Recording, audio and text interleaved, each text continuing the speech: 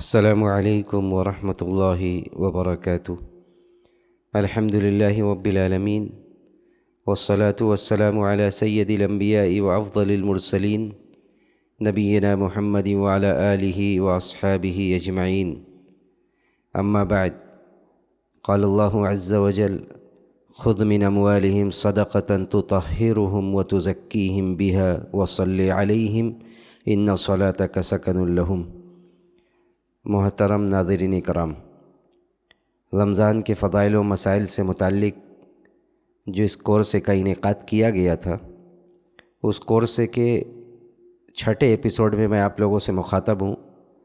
جس کا تعلق زکوٰۃ کے بعض فضائل و مسائل سے ہے۔ زکوٰۃ کے تعلق سے کچھ سوالات عام طور سے گردش کرتے رہتے ہیں، کچھ باتیں لوگوں کے ذہن میں رہتی ہے،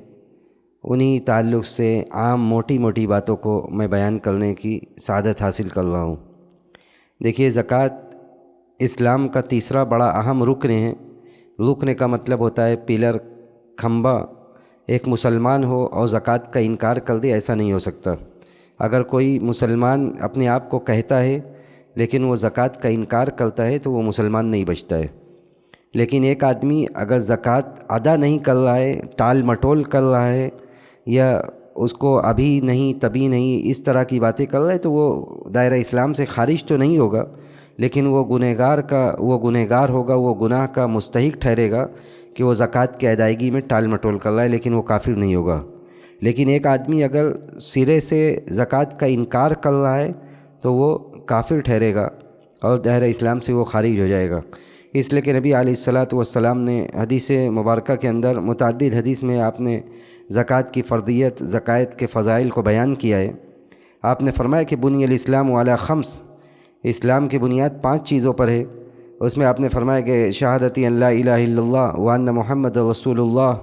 واقام الصلاۃ وایتاء الزکاۃ وصوم رمضان وحج البیت ان استطعت الیہ سبیلا۔ کہا آپ نے کہ دیکھیے، اسلام کی بنیاد 5 چیزوں پر ہے۔ اس میں پہلا شہادتین کا اقرار، شہادتین کا اقرار، اس کے بعد نماز کا قائم کرنا، اور پھر زکوٰۃ کی ادائیگی۔ تو زکوٰۃ کی ادائیگی یہ اسلام کا تیسرا رکن ہے، جس کی ادائیگی پر بڑی فضیلتیں سنائی گئی، اور جس کے بارے میں یہ کہا گیا کہ یہ مومنین کی پہچان ہے، مومنین کی علامت ہے۔ قرآن میں جگہ جگہ اس بات کو واضح کیا گیا کہ مومنین وہ ہیں جو نمازوں کو قائم کرتے ہیں اور زکوٰۃ کی ادائیگی کرتے ہیں۔ اس کے برعکس ان لوگوں کے بارے میں کہا گیا جو کفار ہیں، وہ کہا گیا کہ فویل للمشرکین الذین لا یؤتون الزکاۃ، کہ مشرکین جو ان کے لیے ویل ہے جو زکوٰۃ نہیں ادا کرتے ہیں۔ تو قرآن و سنت میں جگہ جگہ زکوٰۃ کی فرضیت، زکوٰۃ کی اہمیت اور اس کے فضائل کو واضح کیا گیا ہے۔ سب سے پہلی بات یہ ہے کہ زکوٰۃ کے لفظ کا معنی کیا ہے۔ دیکھیے، زکوٰۃ لفظ کا معنی ہوتا ہے عربی زبان میں 2 لفظ کے 2 معنی کے ارد گرد یہ لفظ گھومتا ہے۔ ایک تو اس کا مطلب ہوتا ہے نما، بڑھوتری، بڑھنا، نما ینمو نمون، بڑھنا، اور دوسرا مطلب ہوتا ہے تزکیہ، تزکیہ صفائی ستھرائی۔ جو آیت کریمہ میں نے خطبہ کے بعد پڑھی،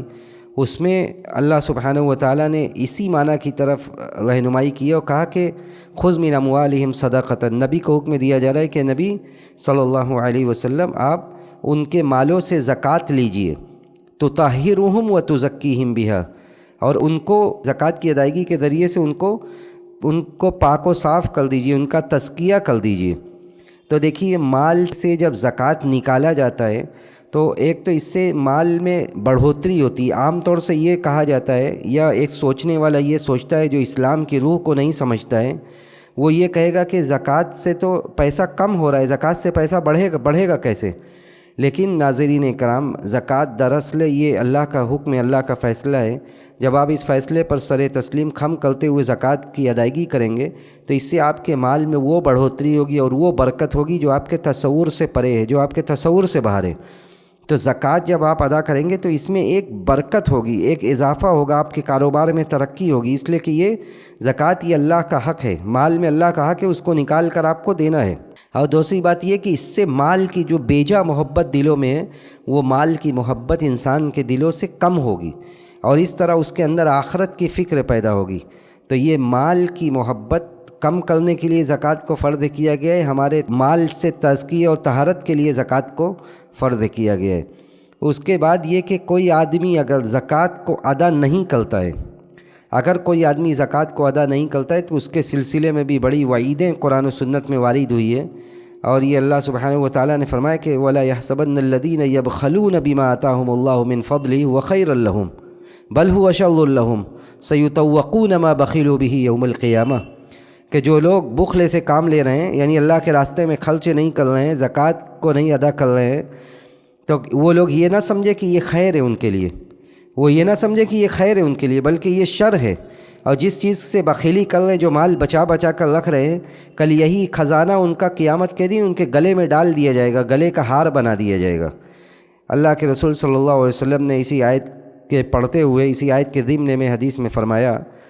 کہ قیامت کے دن یہ مال، جس مال کی زکوٰۃ نہیں ادا کی جاتی ہے، یہ مال قیامت کے دن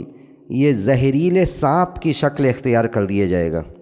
زہریلے سانپ کی شکل اختیار کر لے گا یہ مال، اور یہ سانپ جو ہے یہ اتنا زہریلا ہوگا کہ اس کے زہر کی علامت یہ بھی ہوگی کہ اس کو 2 نقطہ ہوگا،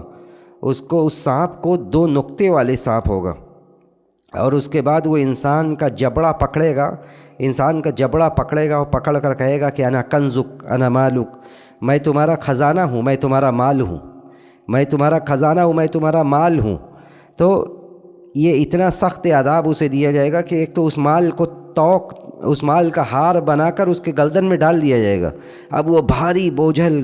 یہ خزانے لے کر وہ ڈھو رہا ہے اس کو قیامت کے دن، اور اس کے بعد کہا جائے گا، وہ سانپ کی شکل جب اختیار کر لے گا تو وہ سانپ کہے گا کہ انا کنزک انا مالک، میں تمہارا وہ خزانہ ہوں، میں تمہارا وہ مال ہوں جس کو تم سینت کر رکھا کرتے تھے۔ تو زکوٰۃ یہ فرض ہے، زکوٰۃ یہ مومنین کی شعار، مومنین کی علامت ہے کہ وہ اپنے مال کا جو حصہ اللہ نے مقرر کیا ہے وہ حصہ وہ اللہ کی راہ میں خرچ کرتے ہیں، اور اس کے علاوہ زکوٰۃ نہ دینا یہ مشرکین کی علامت ہے۔ اور اسی لیے حضرت ابوبکر رضی اللہ تعالیٰ عنہ کے زمانے میں جیسے ہی نبی کی وفات ہوئی، بہت سے لوگوں نے زکوٰۃ کو دینے سے منع کر دیا، دینے سے منع کر دیا۔ اللہ کے رسول صلی اللہ علیہ وسلم کی وفات کے بعد کا یہ معاملہ تھا۔ حضرت ابوبکر رضی اللہ تعالیٰ عنہ نے اس موقع پر یہ فرمایا صحابہ سے، اور کہا کہ لو قاتلن من فرق بین الصلاۃ والزکاۃ واللہ لو منعونی قالا كانوا يؤدونها الى رسول اللہ صلی اللہ علیہ وسلم لقاتلتهم على منعها۔ کہا کہ رب ذوالجلال کی قسم، جن لوگوں نے نماز اور زکوٰۃ میں فرق کیا، یعنی نماز پڑھ لے اور زکوٰۃ ادا کرنے کے قائل نہیں ہے، زکوٰۃ نہیں ادا کر رہے، تو میں اللہ کی قسم میں ان سے ضرور بضرور قتال کروں گا، یہاں تک کہ اگر وہ اونٹنی کا ایک بچہ بھی دیتے تھے اللہ کے رسول کو، یا رسی کا ایک ٹکڑا بھی دیتے تھے، اللہ کے رسول کے زمانے میں زکوٰۃ ان کی بنتی تھی اور وہ دیتے تھے، اور آج وہ نہیں دے رہے ہیں، تو لقاتلتہم علی منعہا، تو میں ضرور بضرور ان سے قتال کروں گا، ان سے جہاد کروں گا اس پر۔ اس سے یہ پتہ چلا کہ زکوٰۃ یہ اسلام کا رکن ہے، اس کو ادا کیے بغیر انسان مسلمان نہیں رہ سکتا، اس کو ادا کیے بغیر انسان مسلمان نہیں رہ سکتا۔ تو یہ زکوٰۃ کے تعلق سے چند بنیادی باتیں ہوئیں کہ زکوٰۃ کا حکم کیا ہے، زکوٰۃ کی فرضیت اور زکوٰۃ کی ادائیگی نہ کرنے پر کس قدر وعید ہے، اس کا میں نے 1-2 نمونہ آپ لوگوں کے سامنے پیش کیا۔ دیکھیے، زکوٰۃ عام طور سے جو زکوٰۃ ہے، زکوٰۃ کی بات کی جاتی ہے تو زکوٰۃ کی 5 چیزوں پر زکوٰۃ فرض ہے، جو شریعت میں وہ 5 چیزوں پر زکوٰۃ فرض ہے۔ ان میں 1-2 چیزوں کا تعلق ہم لوگوں سے نہیں ہے، اس لیے اس پر میں اس مختصر درس میں بات نہیں کروں گا، لیکن جس پر میں بات کرنا چاہتا ہوں وہ چیزیں ہیں جس سے ہمارا تعلق ہے۔ جن 5 چیزوں پر زکوٰۃ فرض ہے وہ کیا ہے؟ وہ سب سے پہلی چیز سونا چاندی، چاہے وہ زیورات کی شکل میں ہو یا زیورات کی شکل میں نہ ہو۔ اس کے بعد سونا چاندی کے علاوہ مویشی، یعنی جو جانور ہیں، اونٹ، گائے، بکری، بکرے وغیرہ۔ پھر سامان تجارت، اور اس کے علاوہ کرنسی، اور اس کے علاوہ آخری چیز دفینہ، یعنی جو خزانہ زمین میں گڑھا ہوا مل جائے۔ سب سے پہلی بات یہ ہے کہ زکوٰۃ کی ادائیگی کے لیے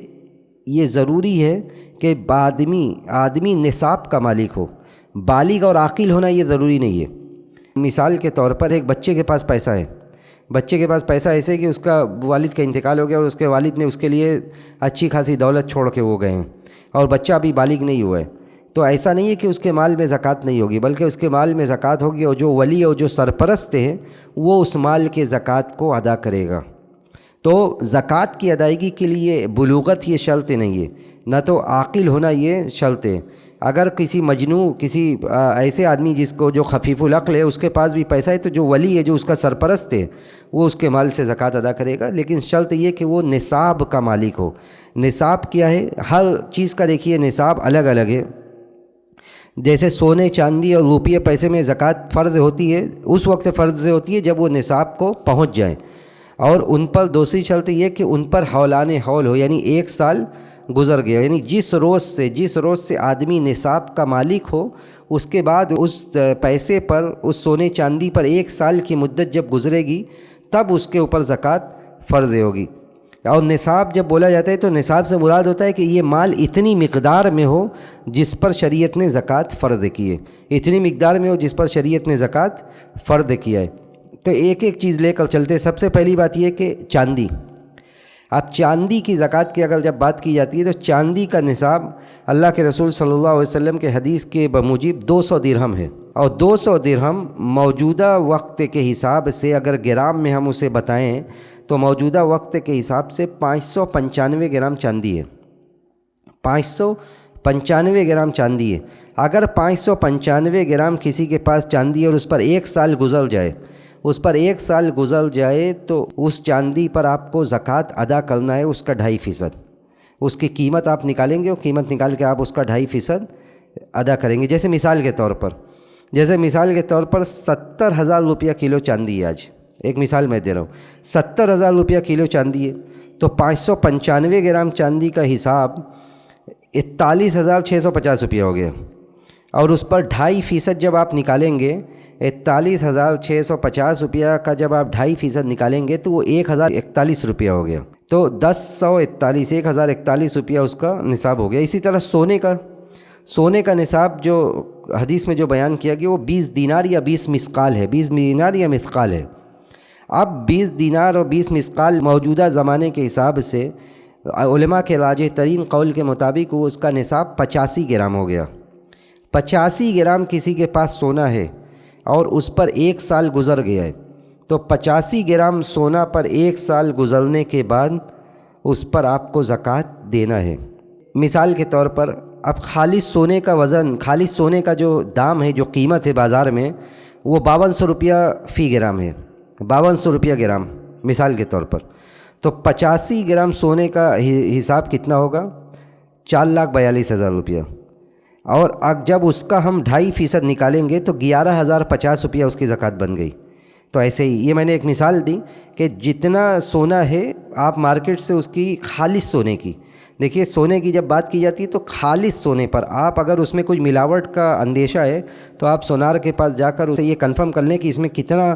دوسری چیزیں ہیں اور کتنا خالص سونا ہے، تو خالص سونے پر زکوٰۃ ہوگی اور اس کا 2.5%، تو آپ اس کو نکالیں گے، اس کی قیمت آنکیں گے اور آنک کر اس قیمت کو آپ نکال دیں گے۔ یہ سونے اور چاندی کی بات ہوئی۔ دیکھیے سونے اور چاندی کے تعلق سے ایک بات واضح میں کرتا چلوں کہ سونے اور چاندی کے جب بات کی جاتی ہے تو سونے اور چاندی میں زیورات اور غیر زیورات سب داخل ہیں۔ اگر کسی کے پاس سونے کا بسکٹ ہے تو اس پر بھی زکوٰۃ ہے، اور اس میں کوئی اختلاف نہیں ہے، لیکن اختلاف علماء کا سونے اور چاندی کے زیورات کے شکل میں ہے، اور وہ بھی مستعمل زیورات، وہ بھی ایسے زیورات جو عورتیں استعمال کرتی ہیں۔ یہاں ایک بات میں اور واضح کرتا چلوں کہ جب مستعمل کی بات کی جاتی ہے تو یہ ایک نارمل فیملی میں جو عورتیں اپنے پاس رکھتی ہیں، ایسا نہیں کہ ان فیملیوں کی بات کی جائے گی یا ان عورتوں کی بات کی جائے گی جن کے پاس کلو میں سونا ہے، یا جن کے پاس 500 گرام 600 گرام 1000 گرام یہ اتنا سونا ہے، تو اس کو مستعمل نہیں کہا جائے گا، بھلے ہی وہ اس کے پہننے کے لیے ہو، کیونکہ 500 گرام سونا 1000 گرام سونا کوئی روز نہیں پہنتا ہے۔ تو نارمل مستعمل سونے کی اگر بات کی جائے گی تو وہ 50 گرام 100 گرام یا اس سے کم یا کچھ زیادہ، اس طرح کا جو اتنا مقدار میں سونا جو ہے وہ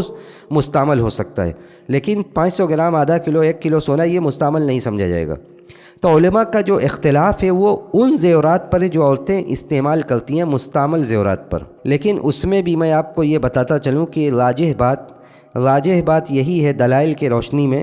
کہ زیورات پر بھی زکوٰۃ واجب ہے، مستعمل زیورات پر بھی زکوٰۃ واجب ہے، سارے زیورات پر زکوٰۃ واجب ہے۔ آپ کے پاس اگر اتنا سونا ہے جو 85 گرام تک پہنچ رہا ہے اور اس پر 1 سال گزر چکا ہے تو آپ کو زکوٰۃ نکالنا ہے۔ ہمارے ہندوستان بر صغیر ہند و پاک کے بڑے بڑے کبار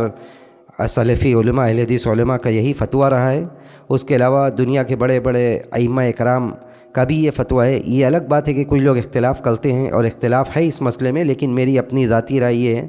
کہ زیورات پر زکوٰۃ واجب ہے، کیونکہ عمومی دلائل جو ہیں، جو سونے اور چاندی پر زکوٰۃ کے جو عمومی دلائل ہیں اس میں زیورات اور غیر زیورات سب آتے ہیں۔ تو جس طرح غیر زیورات پر زکوٰۃ ہے اسی طرح زیورات پر بھی زکوٰۃ ہے، اور یہ زیادہ احتیاط کا تقاضا ہے کہ آدمی اختلاف سے بچتے ہوئے زیورات پر بھی زکوٰۃ نکالے، جس طرح کہ ہم سب نکالا کرتے تھے۔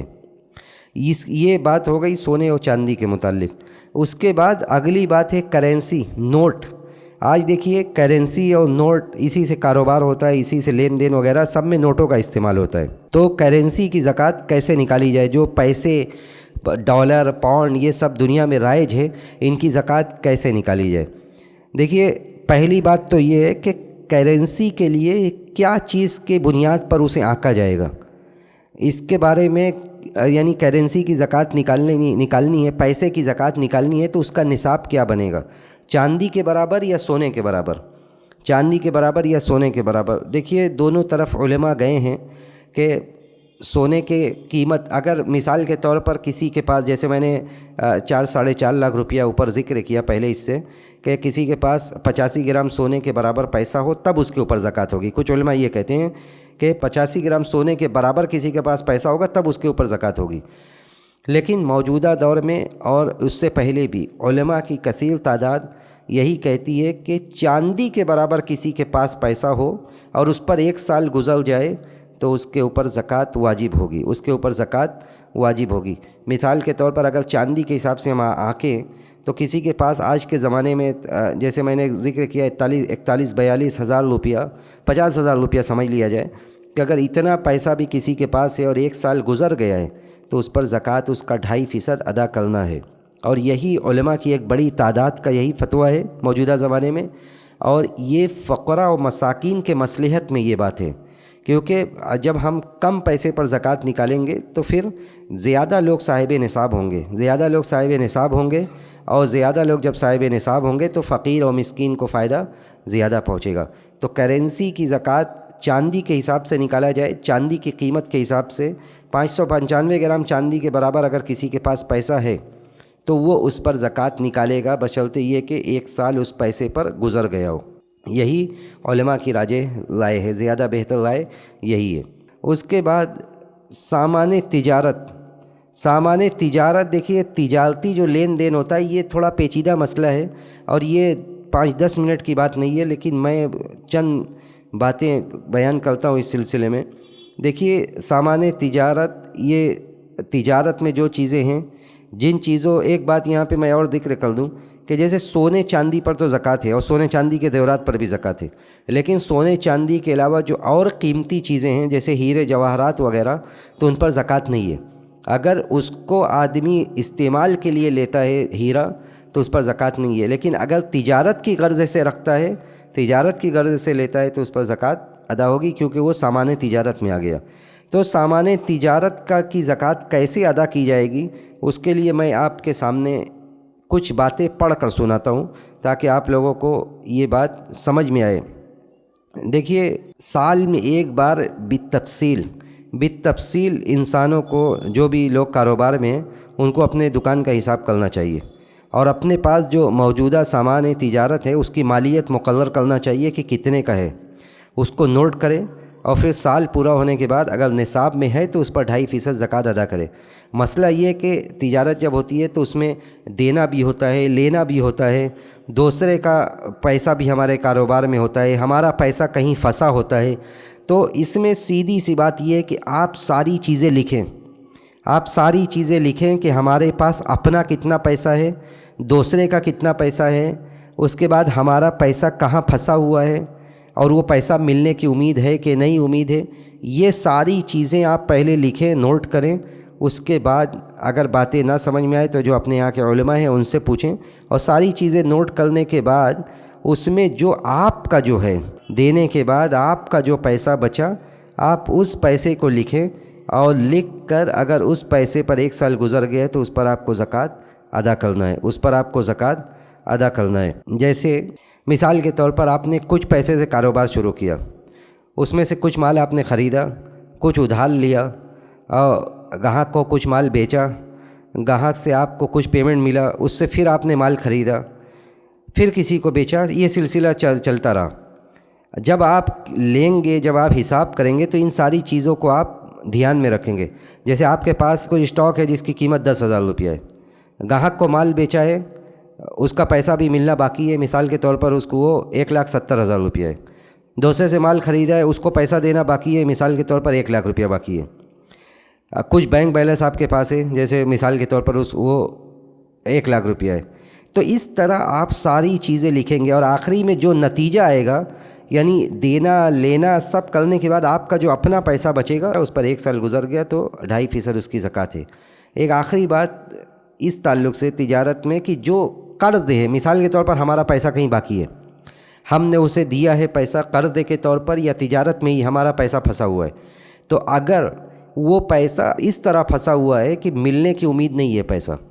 تب آدمی اس پر زکوٰۃ نہیں نکالے گا۔ اگر مل گیا تو ٹھیک ہے، جس سال ملے گا آپ اس سال اس کی زکوٰۃ نکال دیں گے۔ لیکن اگر وہ پیسہ آپ کا ایسی جگہ پر ہے جو پیسہ پوری امید ہے کہ وہ ملے گا، یا آپ کا سیف پیسہ ہے، تو آپ اس پر زکوٰۃ نکالیں گے۔ آپ جب اپنے کاروبار کی حساب کریں گے تو آپ اس پیسے کو بھی اس میں شامل کریں گے جو کسی ایسے کے پاس ہے جہاں آپ کا پیسہ سیف ہے اور پوری امید ہے کہ وہ آپ جب چاہیں گے تو مل جائے گا۔ دیکھیے، ایک بات یہ ہے کہ جب یہ نصاب کی بات کی جاتی ہے تو اس میں ایک شرط یہ بھی ہوتی ہے کہ آپ کا وہ آپ کے تصرف میں وہ مال ہو، آپ کا مال ہو، وہ آپ کی ملکیت میں وہ مال ہو۔ جو آپ کی ملکیت میں جو مال نہیں ہے اس پر آپ زکوٰۃ آپ کو نہیں دینا ہے۔ جو آپ کی ملکیت میں جو مال ہے اس پر آپ کو زکوٰۃ دینا ہے۔ اس کے بعد زکوٰۃ کن لوگوں کو دینا ہے؟ زکوٰۃ کن لوگوں کو دینا ہے؟ دیکھیے، قرآن میں 8 قسمیں بتائی گئی ہے، 8 قسمیں بتائی گئی ہے کہ 8 لوگوں کو زکوٰۃ دیا جا سکتا ہے۔ انما الصدقات للفقراء والمساکین، زکوٰۃ یہ فقیروں کے لیے، یعنی فقیر کا مطلب جو بالکل کمزور ہوں، اور مسکین کا مطلب جن کے پاس تھوڑا بہت ہو لیکن اتنا نہیں ہے کہ ان کی اچھے سے گزر بسر ہو سکے۔ تو کہا کہ انما الصدقات للفقراء والمساکین والعاملین علیہا۔ اسی طرح زکوٰۃ کے سسٹم پر جو لوگ کام کرتے ہیں، مطلب زکوٰۃ وصولتے ہیں، زکوٰۃ کا حساب کتاب رکھتے ہیں، لکھتے ہیں، یہ سارا کام جو کرتے ہیں، یعنی جو سفرا حضرات جو زکوٰۃ وغیرہ وصولتے ہیں، ان کا بھی ایک معقول مقدار میں زکوٰۃ کے پیسے سے ان کے محنتانہ دینا چاہیے، اور زکوٰۃ کے پیسے سے معقول انداز میں ان کو محنتانہ ملنا چاہیے۔ تو یہ تیسری قسم ہو گئی، والعاملین علیہ والمؤلفۃ قلوبہم۔ اور چوتھی قسم وہ جو ان کو تالیف قلب کے لیے زکوٰۃ کا پیسہ دیا جاتا ہے۔ تالیف قلب سے مراد یہ ہے کہ اس میں 2 طرح کے لوگ آتے ہیں۔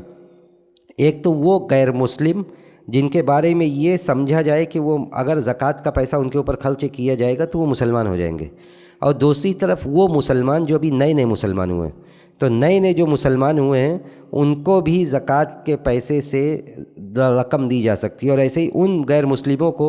جن کے بارے میں یہ چانس ہے، گمان ہے کہ اگر پیسہ خرچ کیا جائے گا تو وہ مسلمان ہو جائیں گے۔ تو والمؤلفۃ قلوبہم والغارمین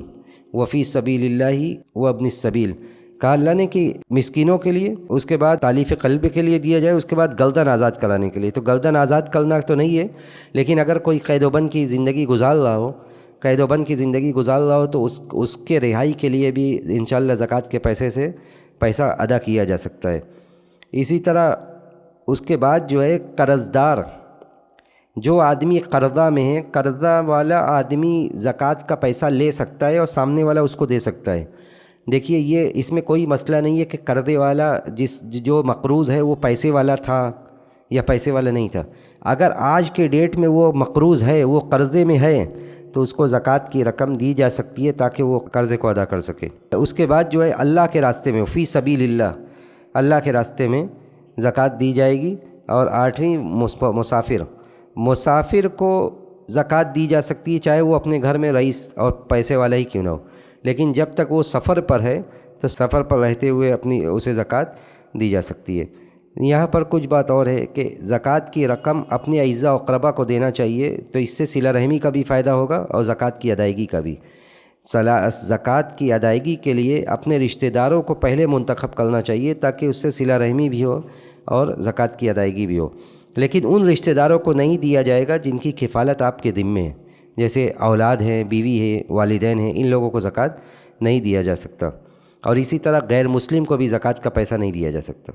غیر مسلم کو بھی زکوٰۃ کا پیسہ نہیں دیا جا سکتا سوائے ان غیر مسلموں کو جن کے بارے میں نے ذکر کیا کہ ان کے تالیف قلب کے لیے کہ ممکن ہے کہ زکوٰۃ کا پیسہ خرچ کیا جائے تو وہ مسلمان ہو جائے۔ اسی طرح اگر شوہر فقیر ہو، بیوی کے پاس بہت مال ہو، تو بیوی بھی اپنی زکوٰۃ کا پیسہ اپنے شوہر کو دے سکتی ہے۔ یہ زکوٰۃ کے تعلق سے کچھ موٹی موٹی مین باتیں تھیں جو میں نے آپ لوگوں کے سامنے رکھا۔ ہم اللہ سبحانہ و تعالیٰ سے یہی دعا کرتے ہیں کہ اللہ رب العالمین ہمیں دین کو سمجھنے اور دینی تعلیمات پر عمل کرنے کی توفیق نصیب فرمائے۔ وصلی اللہ علی نبینا محمد وعلی آلہ واصحابہ اجمعین۔